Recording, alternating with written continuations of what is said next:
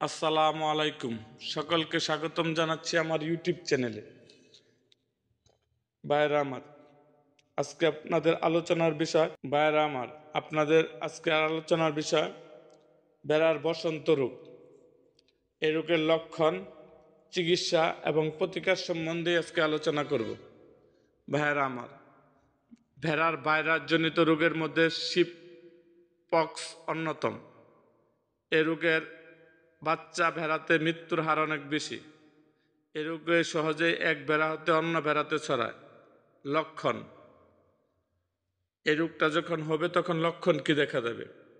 লক্ষণ: বাচ্চা ভেড়াতে জ্বর, ঝিমুনি, নাক ও মুখ দিয়ে পানি পড়া। কোনো কোনো ক্ষেত্রে রোগের লক্ষণ প্রকাশের আগেই মারা যেতে পারে। বয়স্ক ভেড়ার পায়ুপথ, দুধের বাটে, মুখে, গহ্বরে, কানে গুটি উঠতে দেখা যায়।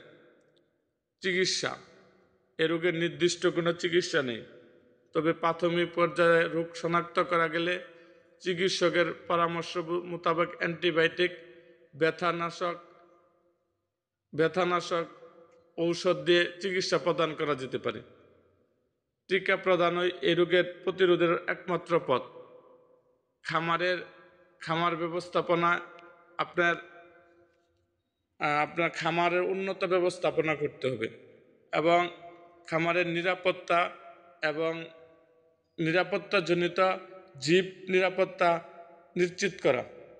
ভাইয়েরা আমার চ্যানেলে যারা নতুন তারা অবশ্যই আমার চ্যানেলটিকে সাবস্ক্রাইব করুন, আর যারা ইতিপূর্বে আমার চ্যানেলটিকে সাবস্ক্রাইব করেছেন তাদেরকে অসংখ্য ধন্যবাদ।